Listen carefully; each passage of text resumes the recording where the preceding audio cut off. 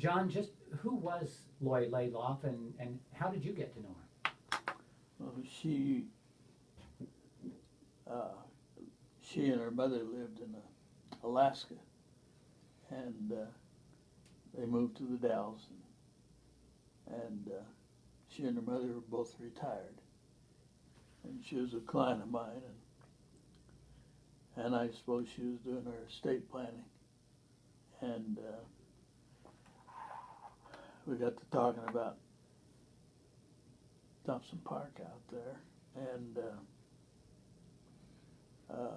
so I took her out there and showed her what the Lions Club had been doing to improve it, and the different little sections that we improved as we went along, and what some of our future plans were.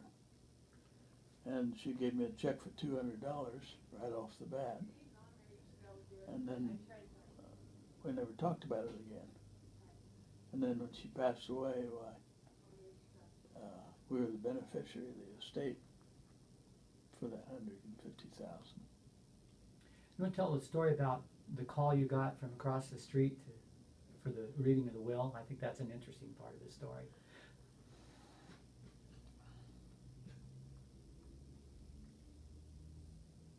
No, I don't remember that. Oh, well, you had mentioned you got a call from Bill Dick, and he said you need to come over. You're mentioned in the will, and you said you went across the street, and that was the first you knew that you or the Lions was even part of it.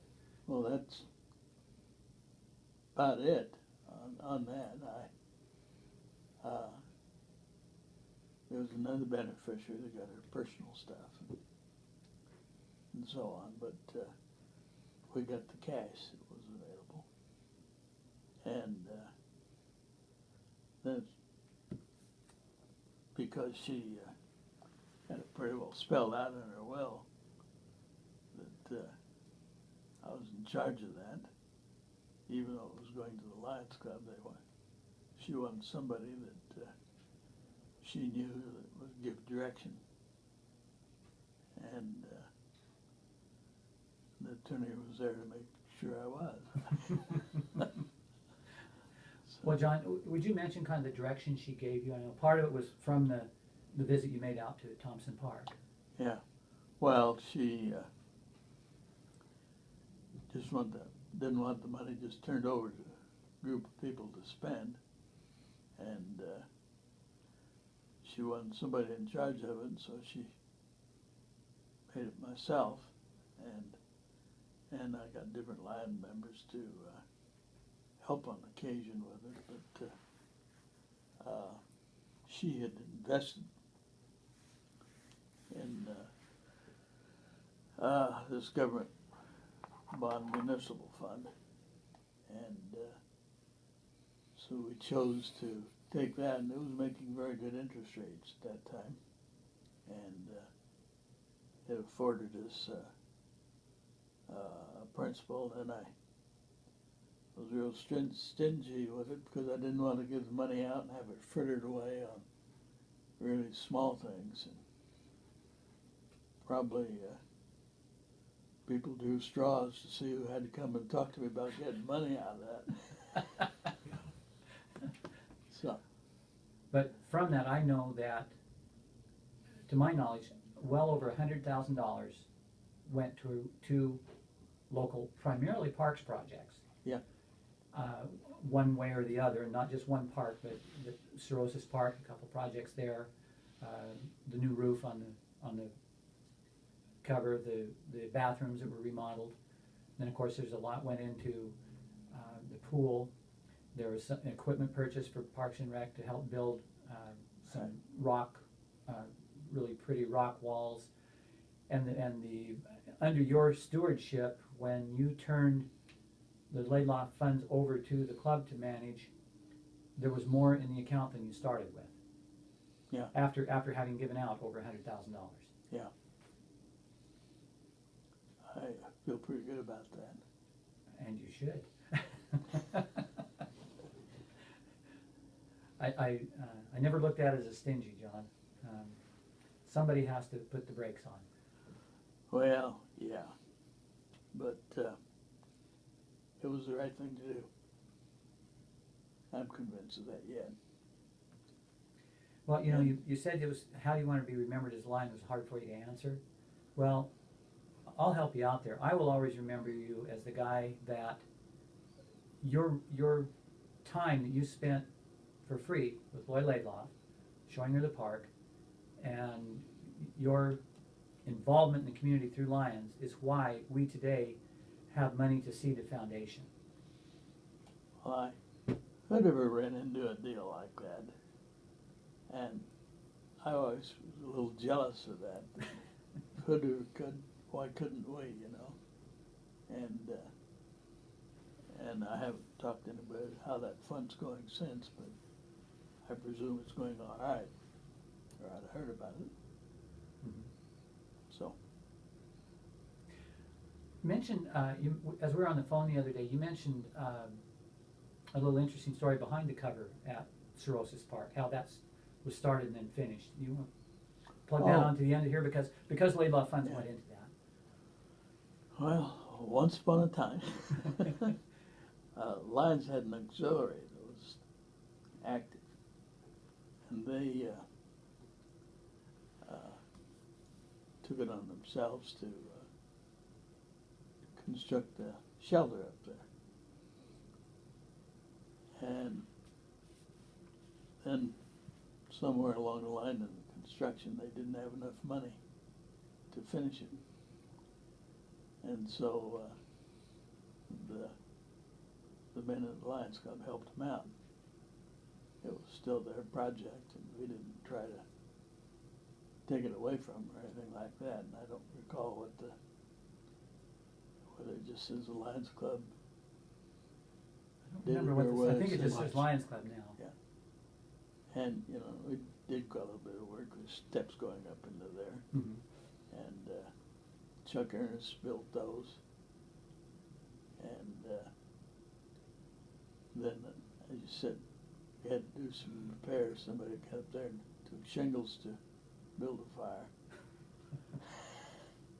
And so it's been things like that. But overall, I think it's good. We've held meetings, Lions meetings up there. Oh, it gets heavy use. And I'm not sure how much use there is now, but Still have it. Oh, you have to schedule it. Is that right? Mm-hmm. Yeah. John, are my numbers right? I think one time you told me that the original shelter cost about $10,000. Is that in the ballpark? Oh, well, somewhere 10 to 15, I imagine. Okay. Well, I know when the Parks and Rec came to us and asked if we would re-roof it, the new roof was $17,000 all by itself. That's quite a bit. Yeah. But if it's used like that, think how long it's been used that way. 1965 or 6, I think, when it was built, and we didn't re-roof it till, well, it was after 2000, probably 2005, 2010, right in there. We were still holding our meetings at the Dalles Hotel When it was built. when it was built. That says something, because the Dallas Hotel was torn down in 1969.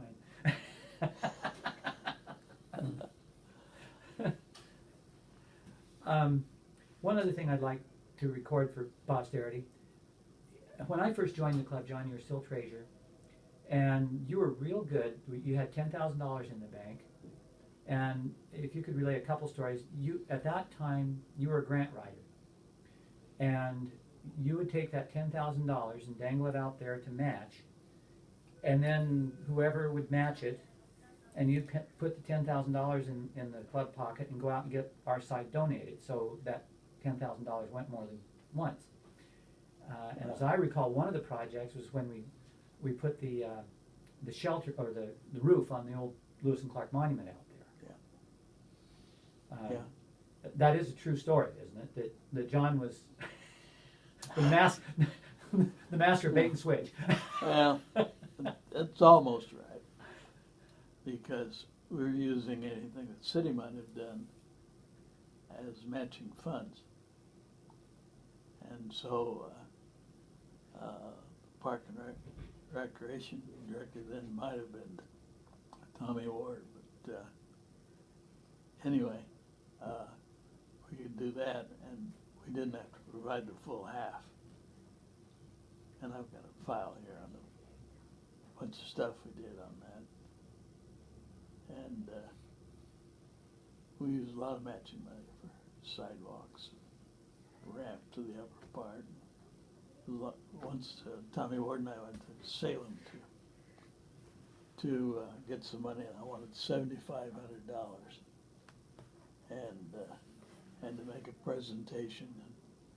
And the next people up were from the University of Oregon, and they wanted to build Dellinger track, I think, and they wanted over 300,000.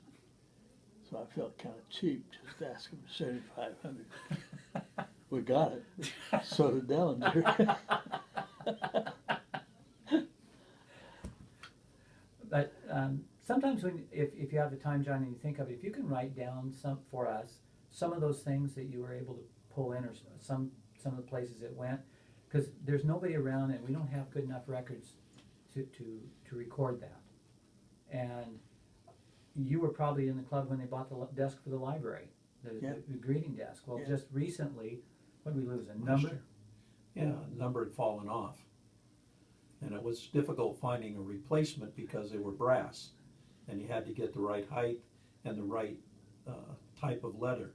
But we did. It was custom made, and now it's back on, and everything's back in shape. So some of the things we've done in my time with the club is preserving what earlier Lions members have done in the community. Yeah, that was put in when they built the library. We also got the entrance signs to the town that are on both sides of the town. We took those down, and a painter volunteered in refreshing. Ours is the best looking up, of course, but we did that. So what we were trying to do was preserve the past and also keep an image when people come into town that were vital. And yeah, well, I think the Lions image in my day was really pretty good. It still is. John, you talked about the broom sales. There's great stories from knocking on doors. And I'll never forget, I knocked on the door of this person. She happened to have a broom in her hand, and another one, a new one, right there, and they're both Lions brooms, you could tell. And she says, "Well, I really don't need. I've got 2 brooms. The Lions have helped my family. I'll buy a broom and I'll give it to my daughter."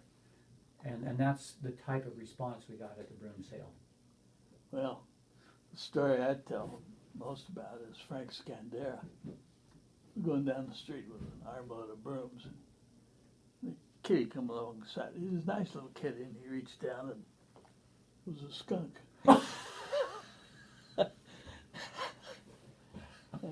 Oops. Vern Tennyson bought a broom he couldn't bring in the house.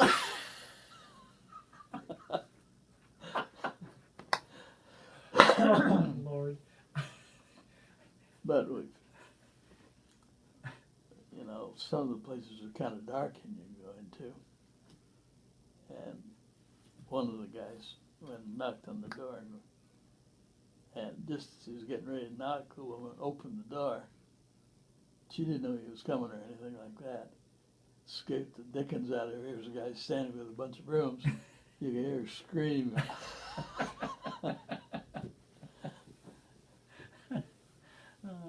But we had a lot of fun. And it was work. I went down, they say that brooms are made by the blind. And the ones I saw making them weren't completely blind, because those needles sewing those brooms, they're pretty sharp. They move pretty fast. And so they have to be pretty capable people running that. You don't want to be feeling where the needle's going. No, I'm not sure that OSHA knew what was going on. they stopped making those. We can't get them anymore. Yeah, we couldn't. We quit selling brooms primarily, John, because we couldn't get them in Oregon, made by the blind, and we got them back east for a couple times. By the time they shipped them out here, it was so expensive we couldn't sell them for anything. Then we went to Hansett Brothers, just out west of Portland, and even they got soy, and their quality. They weren't made by the blind or anything, but the quality was so bad that we, usually selling brooms, you're selling Lions broom, you saw the last 3 years brooms somewhere around the house. Yeah. Well, these didn't last a year.